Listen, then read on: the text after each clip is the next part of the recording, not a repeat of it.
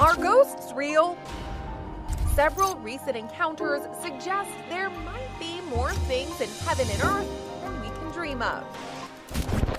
So are werewolves just a Hollywood creation, or do half-man, half-wolf creatures really exist? Now, tonight, we kick off our Conspiracy Theory Month series, which was a... The legend of the vampire actually goes back for centuries, and it exists in some form or another in almost every culture. In fact, some people believe the first vampire story was in the Bible. Well, for decades, only crackpots and crazy people believed in UFOs. That's what I thought anyway. And then in recent years, it turns out that governments have been taking them seriously all along.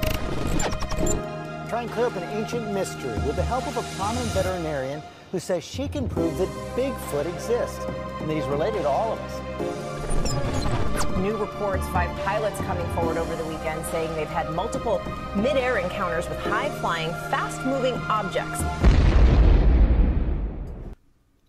And good evening, folks. Thank you for tuning in to another episode of Celestial Oddities Pair of Normal Guys. I am Garrett Jagaman.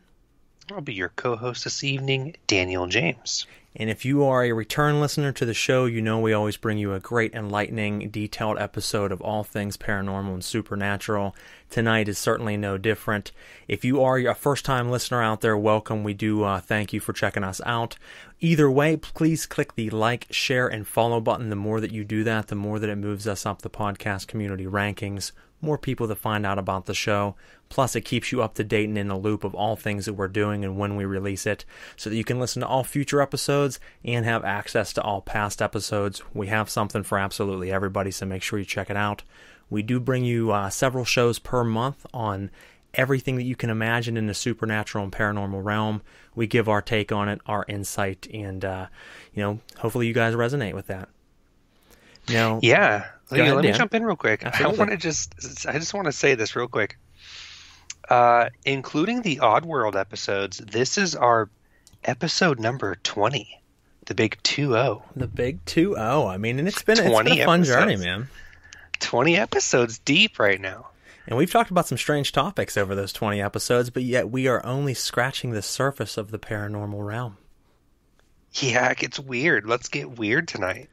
Yeah, we're certainly going to do that, folks. We're talking about underwater portals, mermaids, and other cryptids like the Loch Ness Monster or Nessie.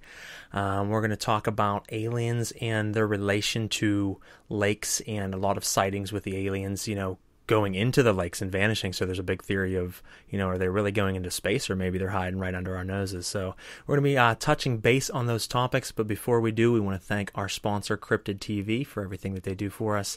And if you want to check them out, Cryptid TV on Facebook or YouTube. Great community for people to talk supernatural and everything paranormal without being judged and ridiculed for it. Great way of networking and meeting like-minded people. So make sure you check them out and give them a share. And let's go ahead and jump into it. So I think, Dan, there's obviously a lot of, different bullet points that we could hit on this wonderful topic. Where would you like to start? Well, I've thought about it, Garrett, and I do need to get a little bit scientific on tonight's episode just so people can really understand why we have so little evidence of these type of creatures and phenomenon that we're going to talk about. There is tangible reasons for that. Okay. And that's a big thing that I know that I want to talk about on tonight's episode, in addition to some of the things that exist that people are totally unaware of. So we could talk about I could lay a foundational groundwork. Please do. Groundwork right now.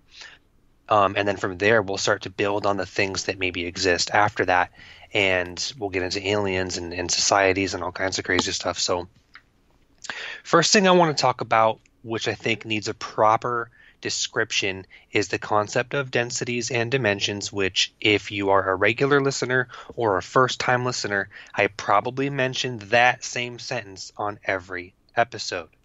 And it is a very paranormal and metaphysical concept of densities and dimensions, but it's so important in understanding how those mechanics work so that you can really get a better scope of our reality that we live in and other realities also. So we exist in what's called as the third density, and then we are also in the third dimension. So what is the difference between a density and a dimension? Well, we have a couple of analogies for you. Let's say, for example, you have a rock, a stone rock, or a brick, and you place this rock in a box, okay? The rock itself is the density, and the box itself is the space around the rock. It's the space that the rock is in. Okay. So when we're talking density and dimension, you have a gradient spectrum of vibrational frequencies within different density ranges. And then the dimension is what that density is contained in. So we right now currently technically exist in what's called as the third density. So our reality is very heavy. It's very solid. You could equate it almost to rock or stone. And then we exist in the third dimension, which is your height, width, and your space. And, well, I like to say the fourth dimension rather, because time itself is an element that makes up the dimensional space that we exist in. So you have height, width, density, and then time. Absolutely. So, anyways, right. So, if you're familiar with the concept of ascension, some people would state that as you go through the process of ascension or the expansion of your consciousness, you are actually lightening in your vibrational frequency, and you're getting lighter in density, which expands the dimensional space that you're in as well. So the reason why I'm talking about all this science about density and dimension is because there are tangible reasons why we have so few sightings of what we call cryptids. Okay, that's everything from alien races to your Sasquatch to your Loch Ness Monster to your mermaids to trolls and goblins and fairy and fae. These are all very real, tangible things that exist. Okay? The problem is that oftentimes these beings are in another frequency realm than the one that we as human beings are focused in now, the one that we vibrate in, the one that we oscillate in, like a Hertz value. We have a third density frequency and a third dimensional matrix. And a lot of these beings that you see in movies and TV shows and hear stories about, they actually exist in lighter frequencies or in alternate dimensions or higher dimensions. And we only catch glimpses of them because they can phase in and out of our reality, or they can travel via portal systems and vortices or vortex. Okay, so the reason why I laid that foundation of density and dimension is so that we can understand that there is a multitude of parallel and alternate versions of reality that are around us at all times. We just don't perceive them with our senses, with our 3D senses. And this could also, another analogy that might help you understand this concept better is imagine the concept of an AM and an FM radio. Well, if you start at the beginning of your dial on an FM radio, you're going to be able to tune that dial to other channels, to other frequencies. Now, all of these frequencies exist around you here and now in the airwaves, sending and receiving data, but you only perceive one of those stations as you turn that dial. You're not perceiving all of them at once, but they all still exist. They're all still happening. Correct. That's a great analogy. Right. And, like a TV or a radio station, you're only focused on one version of reality at a time.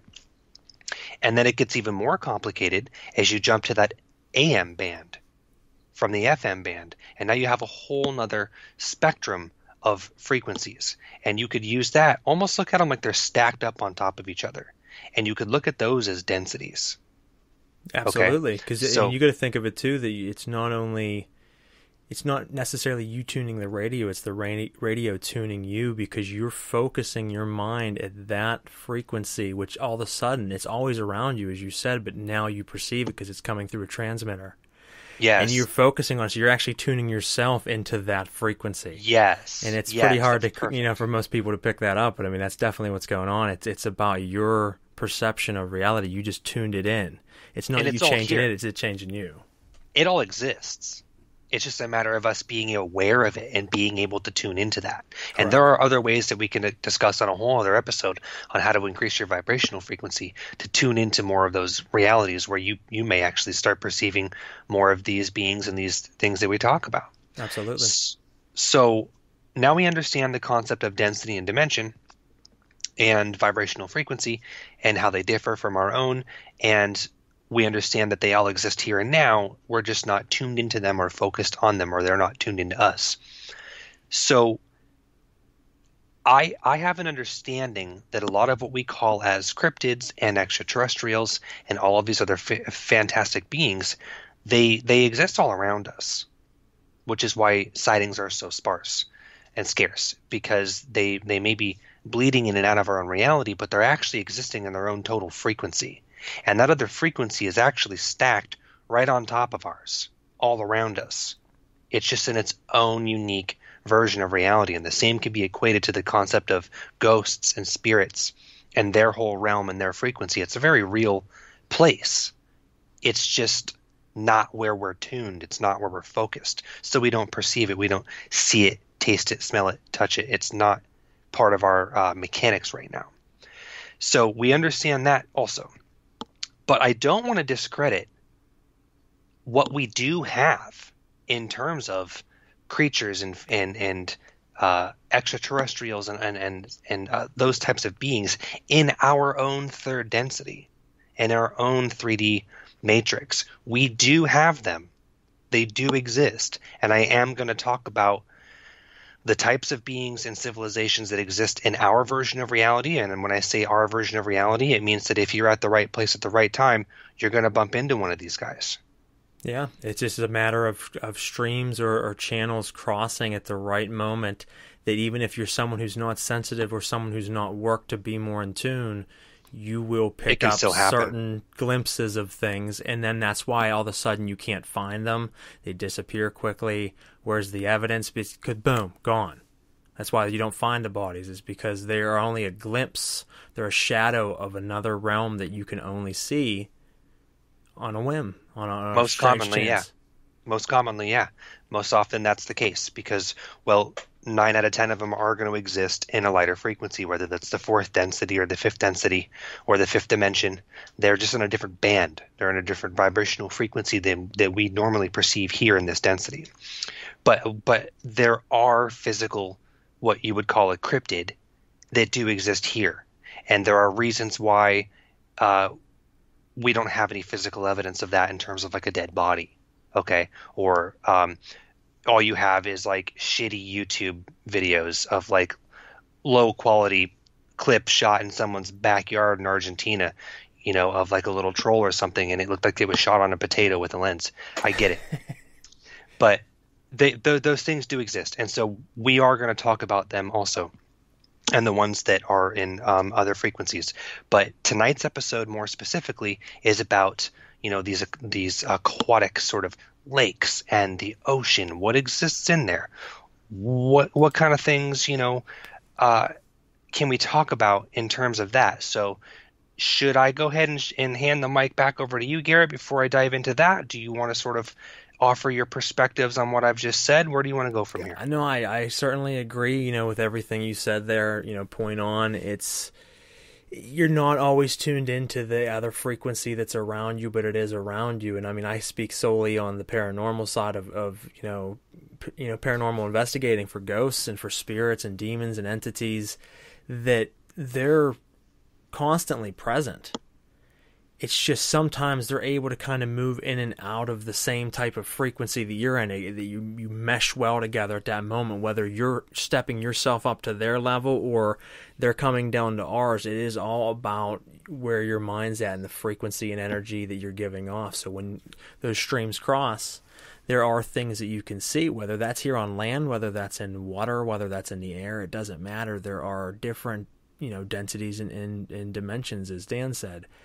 And you catch a glimpse of that. So, you know, when you start talking the ocean, and you start talking lakes and ponds, I mean, think how hard it is to see something in the water and then try to find it afterwards. It's easy for it to escape, especially if it has a way of moving like a spirit would. So when we talk about things like mermaids and we talk about, you know, black demon sharks, that, you know, is a myth, or supposedly a myth, you know, and you have the bunyip and all kinds of different things that have been seen over the years, but haven't been found. Think how easy that is to be. They're still finding species of animal every year, every month in the ocean that we've never found before. They found species of whales in the last few years. Exactly. And I mean, think of how hard is that to fathom? Wow, there's a species of whale that's been here forever and we've never known. I mean, when you're talking something that's smaller, something that's human in size, how easy it would be to, hide itself and disguise itself. Why we wouldn't find it. So there's a lot of different ways to think about, why, especially in the ocean too. A lot of animals are going to eat something if it were to die in the ocean or wash away somewhere and just kind of, fall apart. It's interesting when you bring in the aspect of water. I think it adds a whole different spin to it. Yeah, I mean, more than half of our planet is water, and water is life. Okay, water is life. And like you said, I like how you said that they're still discovering like fish and plant species in the ocean that have never been, discovered and added to a science book. So then let me go ahead and get into some of the physical creatures before we get into the lighter density and higher dimensional beings that come from the ocean, because that's a big topic tonight. Let's talk about that more practical third density version that I mentioned, that if you were at the right place at the right time, you could physically have an encounter with one. So we all know about the Loch Ness Monster. We all know about sea dragons, and we've all read about the stories that, sailors have seen, what they call sirens and mermaids, and, all of these things that we don't have, but that there are people who have stories of them and sightings of them. Let me tell you that there is there's at least 2 to 3 different physical races of what you would understand as a mermaid that exists in our version of reality. And I know this because, like you mentioned earlier, in your in-field researching, you're getting into the concept of channeling. Well, I am a channeler as well. And channeling is basically using your physical vessel like a two-way radio, in the sense where you can send and receive information and communicate to other forms of consciousness. And I've done this for several years now. And I made contact with a species of aquatic humanoid beings that are third density like us, meaning that they exist in our reality. You could look out the window, and if there happened to be one walking by, it would be there. It's not in another frequency. It's in our frequency. And what I learned about this specific race and another 2 sub-races that they mentioned also that exist in the ocean, okay, they exist in tunnel systems deep within the ocean, is that there's 2 reasons why we have fundamentally no sightings of them and fundamentally no scientific evidence of their existence. Here is what they told me, coming directly from the beings themselves. And you could apply this same formula to hundreds of other different cryptid species that we rarely ever see that are third density. They told us that they live solely in hiding because, number one, they are actually hunted by our government and our leadership, or if anybody's familiar, what we call the cabal, shadow governments and ideas like that. They actually have task forces where they hunt cryptids and non-human intelligent forms of life that exist on and inside the earth. And they said that they are captured, they're killed, they're not studied. They don't need to be studied. Their genetics and their DNA aren't being analyzed in a lab. They're just eradicated. And they didn't tell me why our leadership hunts them or other, forms of humans hunt them. But I have a suspicion that there is a shadow ban. There's a blacklist on the concept of other forms of creatures of this nature, because if the whole world suddenly knew about Bigfoot and dinosaurs and fairies and elves and all of these things that exist, it sort of deprograms a lot of our religious-based history. Absolutely. Okay, it really threatens science. It's gone. Science is threatened, And that's another big thing. I know I'm a little bit conspiratorial, but I think that a lot of our mainstream science is wrong or falsified and agenda-based. And when you start discovering creatures like this really exist, a lot of our science goes out the window, and all of our religion goes out the window. So I think that's probably why our shadow government hunts and kills these creatures and keeps them actually hidden from us.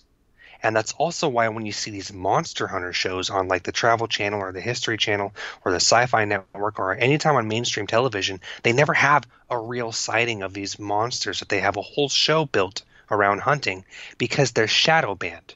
The disclosure of their existence is kept from the general public, and there are reasons for that. So these mermaid beings, they told me that they were actually the result of genetic hybridized experiments from a totally other civilization that was humanoid, but is not like our version of Earth, but maybe dating back to like more so the Atlantis times. Okay. Where they were able to genetically hybridize and gene splice their genetics with other forms of life, and then you can create a whole other race of beings. So there's a lot of different types of genetic experiments done over the years that are often just forgotten about. And this particular race, which to my understanding was the most intelligent in terms of like what you and I would understand about human nature and civilization. They were the most civilized of the three mermaid species that exist in our ocean right now. And then they also said, so that first reason why we don't have any sightings is because they're hunted and they hide from us. They hide from us and they hide from humans so that they're literally not killed. And then the second reason why they also remain in hiding is they've considered making their presence known to individuals who were not threatening and didn't have any weapons and weren't the government. They don't make contact with humans for similar reasons that Sasquatch species don't. And it's because they are observers of our race, and the human being, which I think is a very ugly concept, the human presence on Earth is dominant, and it's feared. And we as a mass consensus aren't ready to make contact with beings like that we know nothing about and haven't been introduced to us, by our scientists and our leadership. So they're never met with peace and love. They're always met with fear and violence, even from everyday humans like you and I that aren't, the shadow government. So that's another reason why they remain in hiding, and it's all very sad. I actually remember crying a lot when I channeled these beings and the Sasquatch. There's just a lot of sadness and misunderstandings between the human race and the human collective and all of these other creatures, that exist that we don't have open contact with. So the other two races I'll touch on real quick. The other two third density races were they're newer and they're actually less civilized. It was funny the way these one beings mentioned them is that they're more, in a sense, barbaric. They're less civilized. They don't have as many values and morals that an organized, peaceful civilization would have. They're also, more carnivorous and they're more violent, but they're also smaller in numbers. But the reason why I'm saying this is that in our ocean right now, we have a couple different species of mermaid. And they range from almost more like, barbaric to civilized, more so like us. And they all live in the water and in tunnel systems, and that they do exist. And those are some reasons why they hide from humanity, because they're either misunderstood or they're also in danger if they make any sort of contact. So you can apply that same formula to a lot of the other creatures that exist in like the Fae or the fairy realms, or your Sasquatch and your Yetis and your Loch Ness monsters and all of those creatures. I do believe that they do exist in our version of reality. I just think that they're masters in secrecy and hiding. They've mastered the art of being able to stay hidden from human perception, and I also think that they are also, in a sense, endangered, and they have reasons to hide themselves.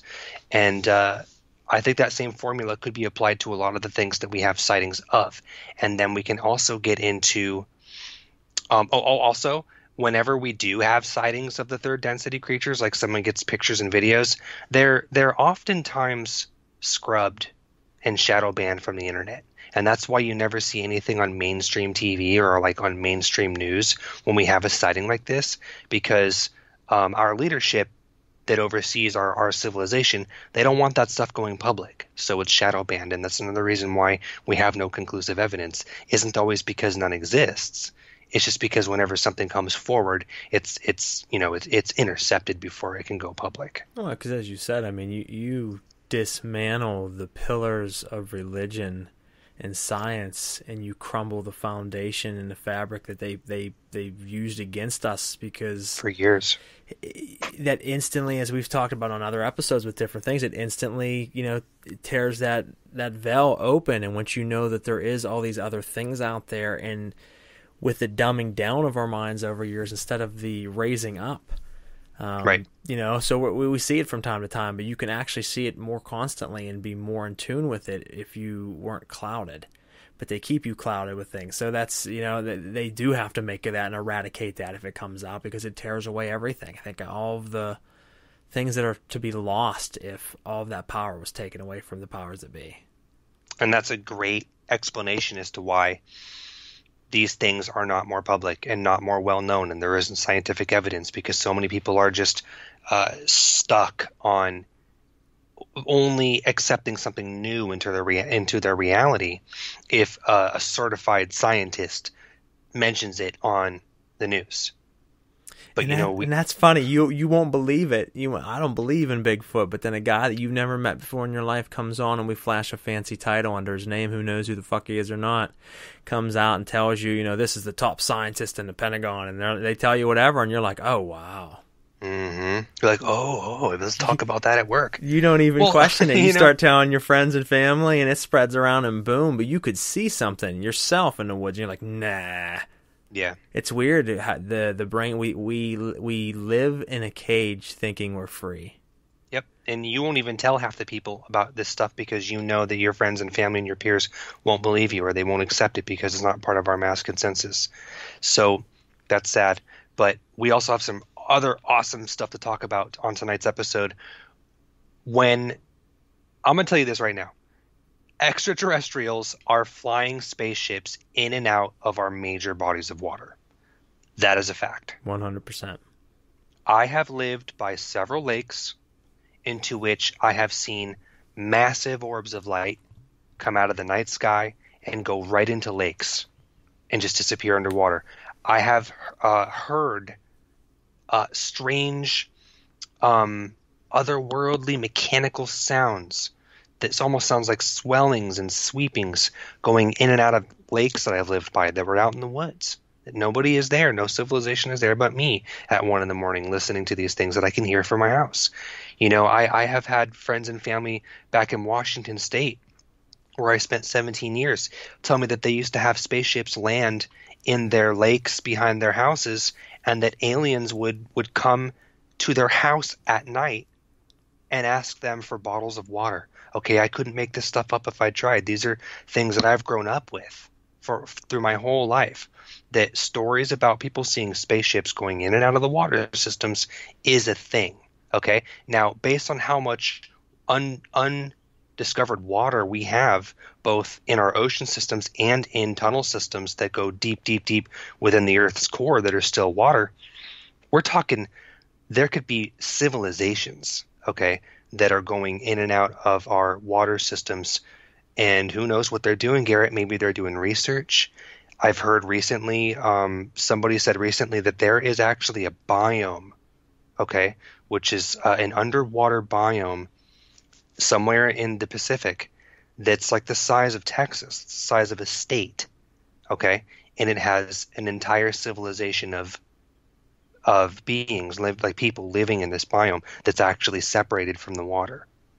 Okay?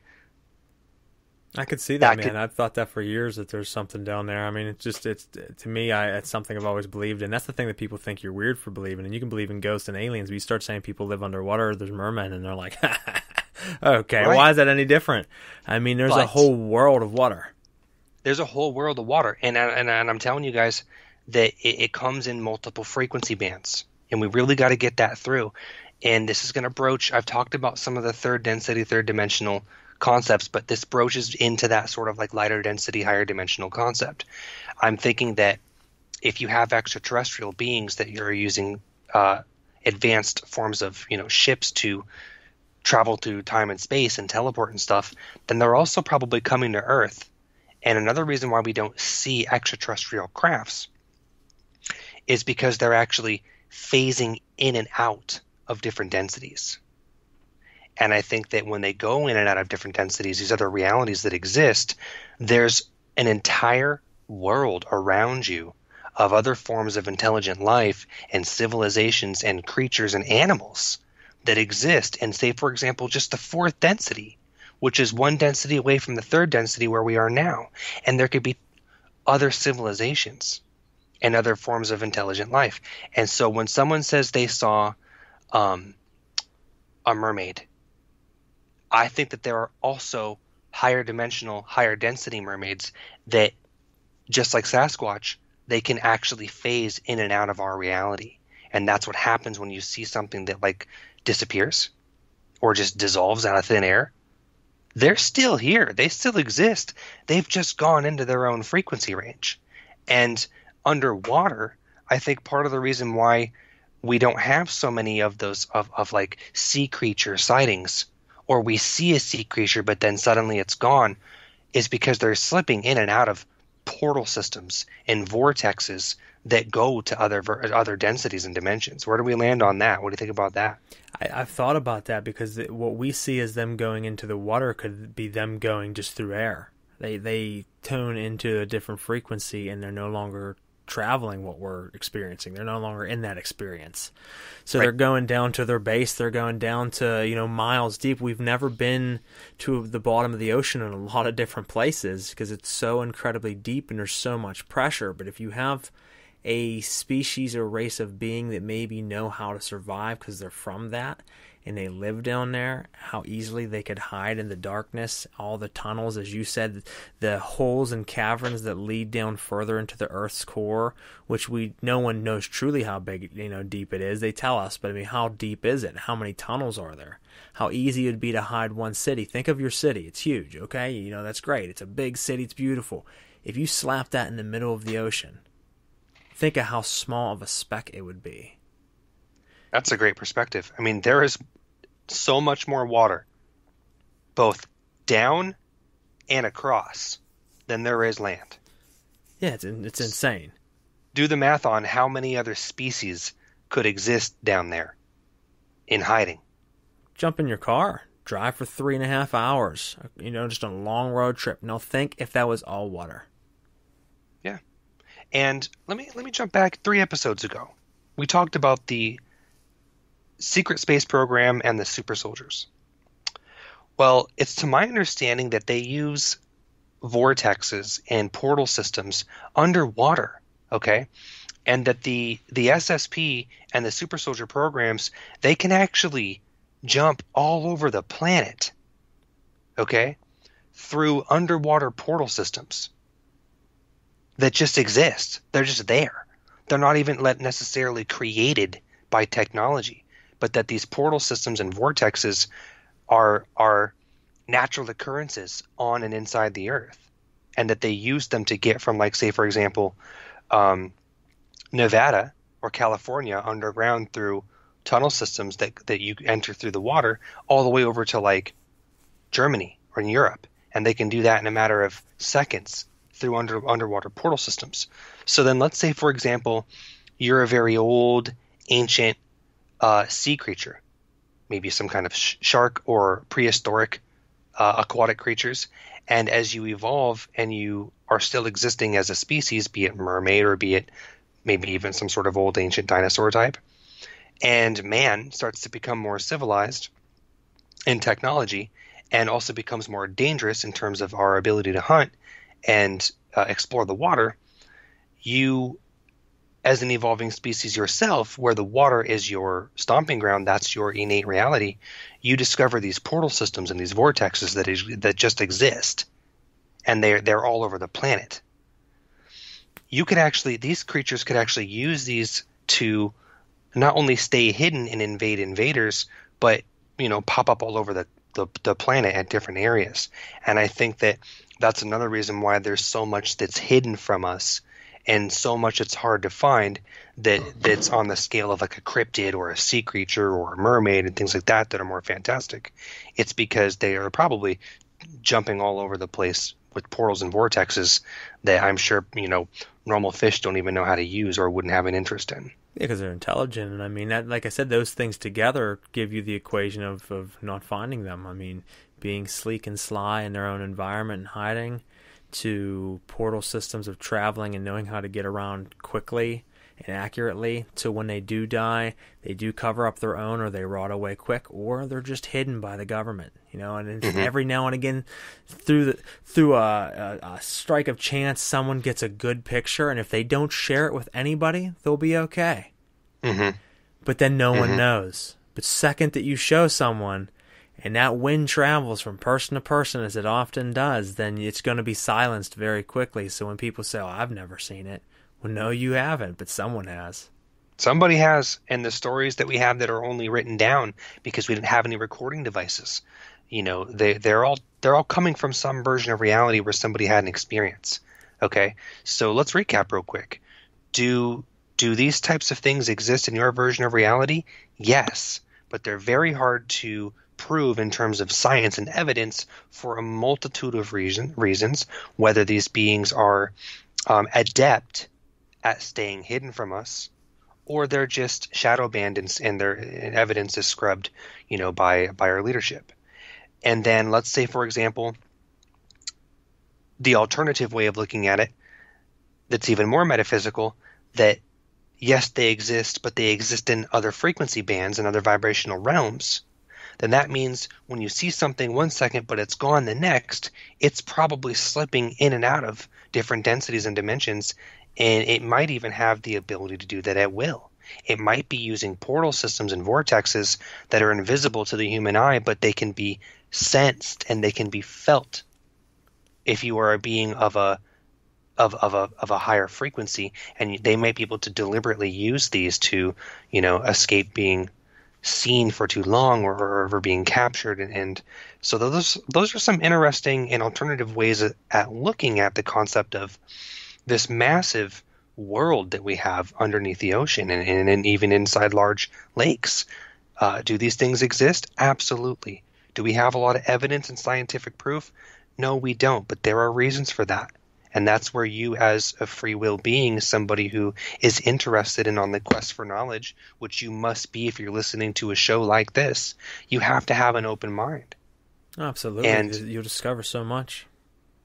I love that quote that it's not seeing is believing, but believing is seeing. Garrett and I have talked so much about energy and the law of attraction on this show, and I think a lot of what dictates what we experience is our belief in these things. And so, the elites in the cabal and the shadow government, they've used another type of programming on the mass consensus that uses your own power of belief against you from ever having an encounter with one of these creatures or ever seeing one of these beings in your entire lifetime, because you're so programmed with the negative beliefs that they don't exist, that they only exist in the TV shows and the movies and the comic books and the stories, that it's so fantastic, it's so out of your wheelhouse, you'll never even accept it if you do, let alone be a vibrational match to a type of synchronization that will put you at the right place in the right time where you see, Bigfoot, a mermaid, an alien spaceship, whatever it is that is so fantastic that it can only be sci-fi to you. Believing is seeing. And if you have an interest in it, then just allow yourself to look at what we've talked about tonight in a more open-hearted and open-minded way, that there could be tangible reasons why you yourself have never seen one of these creatures, or you don't know what a portal system is or how a vortex works. It's not that things don't exist. It's just that we don't have an awareness or an understanding of them from the perspective we're at, okay? And there are reasons for that. I agree. I agree fully. And I mean, it's an amazing thing, though, if you do start to open up and you do start to experience things and you say, wow, there is this world behind what I thought was here.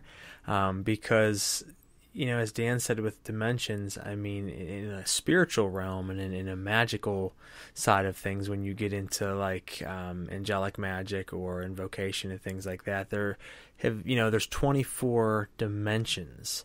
Mm-hmm. And the human mind has traveled in deep levels of meditation to around 12 or 13. Mm-hmm. And the unlocking that you can do with that is pretty much opening the gates of the ethereal realm. And you can experience and have out-of-body astral projection, simulations in front of your mind, and you get to meet these other beings and things that are there. You are now on their level. You have now attuned to the frequency that they resonate at, and you are at that point locked in with them. You can't stay there. You can use a tremendous amount of willpower, energy, and focus to put yourself there and unlock that doorway and take a peek inside. And eventually you have to travel back to this, because this is where we are housed at. We are housed at this 3D frequency. Right.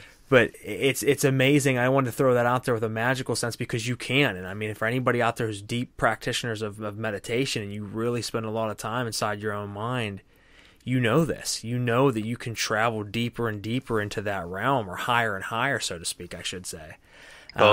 Both at the same time, because instead of looking outwards, look inwards. It's quantum. It really is. It is a quantum concept that we're talking about, where we're actually breaking the physics of reality as we understand it, is what we're talking about. And I think ultimately we have to, if you ever want to have an experience or an encounter with, a cryptid or a Sasquatch or a mermaid or a sea creature or a spaceship, we're getting into unlocking more of our understanding of reality. And the more you understand about reality, you can expand upon it. And that's what Garrett and I are trying to do here on this show, is offer you new perspectives that will ultimately broaden your scope, right? Broaden your perspective on how to look at things. I think is something that Garrett and I are both really passionate about. And man, I have a lot of fun on this show, just talking about what we know and sharing it, with everybody. A concept I've been dwelling on a little bit lately, I want to see what you think about it. Sure. Is think of the idea of we are all gods. We are all gods, and we got so bored with having endless time that we created this manifestation of flesh to put ourselves into those bodies of different natures, different kinds, species, backgrounds, from animals to people, and we erase the memories and we play the game. And when it ends, we kind of collect ourselves, look at the score, see how we did. It's kind of the same concept of reincarnation, but from the aspect that maybe there are all the different God names and different things out there, that's actually us, that we created this almost as a game for ourselves because we're so damn bored. And we get to experience and see how high we get. Are we gonna start to learn and ascend and try to grow up the ladder and climb up the ladder quickly, or are we going to be someone who just doesn't care and lives our life, crazily? How does it end up? And then we look and say, "Hey, we're going to play again." Well, I mean, that's been my understanding for years, Garrett. I mean, I've been studying that concept for 6 years, absolutely, 100%. And a lot of times in alternative networks, in spiritual concepts, is that Earth has been described as a game, like a literal game, and it's also been described as a school or a training ground, if you will. And I think that in the 3D physics, a person's 60, 70, 80, 90-year-old life is very long. And all of the dramas that we go through and all of the triumphs and successes that we go through, they're very real to us. But I think at the end of the day, in the grand scheme, our entire life is a tiny aspect of a much greater version of ourselves, of our higher self or our higher mind, that is in a sense almost dreaming your physical incarnation. And the length of your physical incarnation is actually much, much shorter than it is from our perception. in the sense, look at the physics of a dream. When you go to sleep at night and you have a dream and it feels like it's so long and there's all these people and these characters and there's all these circumstances and drama that you go through, and you wake up in the morning, it feels so real to you. But you wake up and you go, oh, aha, now I remember. My name is Garrett. And that was just a dream, but it felt so real. And you have these long-lasting emotional effects of the dream that you had, be it positive or negative, or maybe, you had a dream about seeing an old friend that you miss very much, and when you wake up in the morning, you really, really feel the longing for that friend. Or maybe you had a nightmare, and when you wake up, you're sweating and your heart's racing because it was so real for you. But no matter what, when you wake up in the morning, you're back as yourself in your bed in this version of your congruent reality. Well, when we die, when we have the physical death experience, it's the same as when you wake up from a dream. You go, aha, my life. Oh man, I had this dream that I was Daniel, but now I remember who I really am. Yeah. This is who I really am, and that was just a game I was playing so that I could learn some things. I was bored, like you said. I needed to grow and expand. I needed to try something new. And one of the most challenging ways you can grow and expand as a being who is already very, very, very massive in terms of its experience is it has to forget that that it is a god itself, and that it is a much greater version of its tiny little fractal that we call Daniel and Garrett. And so to answer your question, I'm 100% down with that concept, and I think that I've been studying it for about 6 years. Yeah, that's awesome. I've always felt things a part of that, but not fully the broader spectrum. I mean, even saying it doesn't do it justice. I had always thought something similar, but recently it just really, through my own practices, it's been like, wow, there we are, an endless being, and we just the saddest thing in the world is that most will never know it. So you have just unfathomable power and possibilities, but you will always tell yourself that you can't, right? Because you don't know any better. And it's just that blows my mind. Yeah, it's a lot to think about and consider, and that concept is hard for people to assume. It's hard for people to accept because there's still so many things they want to do and experience that they feel limited from doing because we as physical beings who are seemingly separated from the world around us, we always feel like limited, like we cannot do those things. And we might try, but we're always met with, resistance. And there are certain things that you just can't do at the snap of a finger. And when you have, say, for example, a hope or a dream or a goal, but you struggle to achieve it, then you think to yourself, well, if I'm a god, why can't I just do that at my own will? It always levels you back out. It levels you back out, and it makes you think that it challenges your belief in the concept that you are something greater. Now, let me try to see if I can diffuse that just a little bit for you. I know it's very challenging because we are having a limited, separated experience in this third density, in this third dimension. These are just the mechanics here, guys. You're not a limited God. You are a total, powerful God that is using its power to have a limited experience on purpose. Okay? That sounds crazy. Why would I do this? Why would I come here to suffer? Why would I come here to be unhappy and have my heart broken and lose friends and family to illness and disease? Why would I want to come down here and live in such a hard, challenging reality? Well, you wanted to for the experience of it and for the growth you will go through as a result of having an incarnation here on Earth as a human being. This isn't a prison. It is more of a game than it is a prison. Everybody that's having an experience here is in some way, shape, or form here by choice. And when you die, you will wake up to your greater self and you will say, oh, I bought into all that bullshit, but it was just a dream. And now here I am as my real self. Now that won't invalidate the importance of the life that you lived as Garrett or Daniel. It doesn't take away the importance. If anything, it just validates it more and makes it even that more special.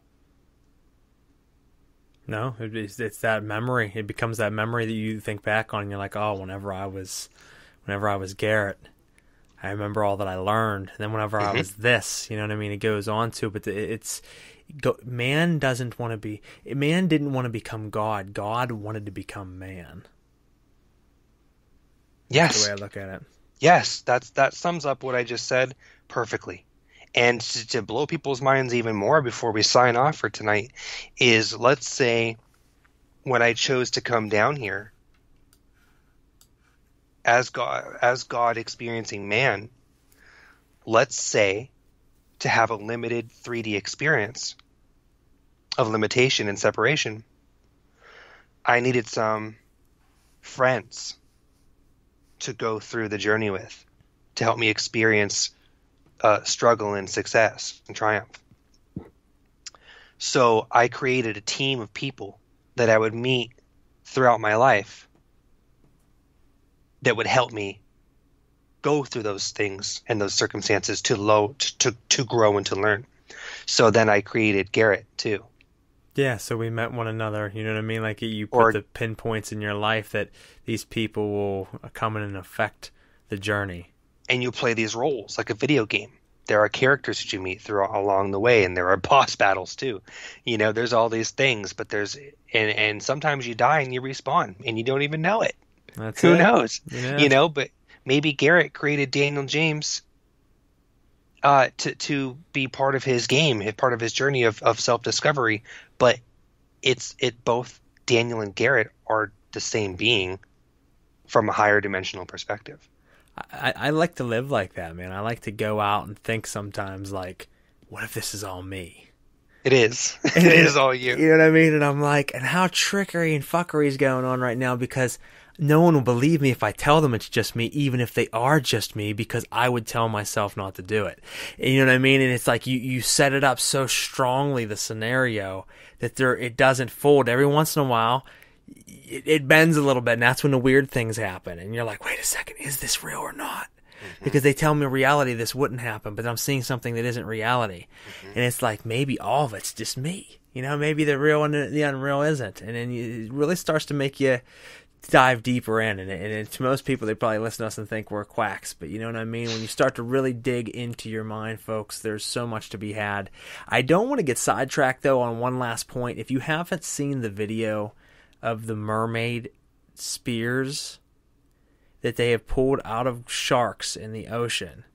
Oh, dude, that's sick. I've never even heard of that. They several times now they have caught big species of shark and fish that they've pulled out of the middle of the ocean with nets.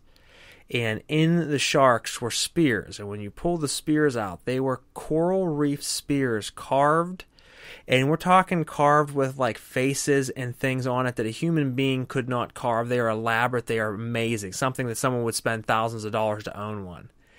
And they've multiple time and time again pulled out, and there's footage of them. There's pictures of them. They are fantastic. So there isn't much evidence, but there is evidence. And there have been sounds of things caught on radar underwater that don't make sense. Oftentimes, as Daniel said, the glowing ghost balls or the glowing orbs, whatever they might be, have been seen circulating around lake systems, and then they just vanish. People have seen spaceships go into the water. So next time you go fishing, you go to the river, you go anywhere near a body of water, just think, what could be in there? Mm-hmm. Keep an open mind and an open heart, guys. That's it. Well, Daniel, do you have any closing statements, my man? I just want to thank everybody for listening. And I am a Pisces. Okay? So the water is important to me. I have a lot of belief that the ocean and bodies of water and the rivers and the lakes and the streams that are all natural and of the earth, they contain mysteries that we have yet to discover, but someday will.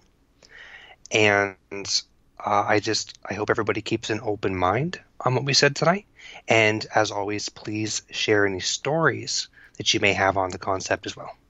Absolutely. Drop us a line at celestialoddities@gmail.com for any ideas for the show, anything you would like to hear us do differently, things that you do like that we're doing, so we know that we're doing it right.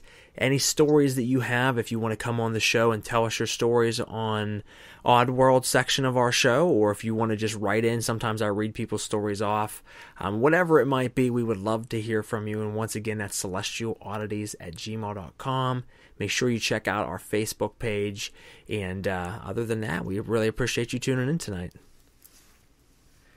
Daniel, and once again, it was a great episode, brother. And you have a wonderful night. You too, my friend. We'll see you guys next time. See you guys next time.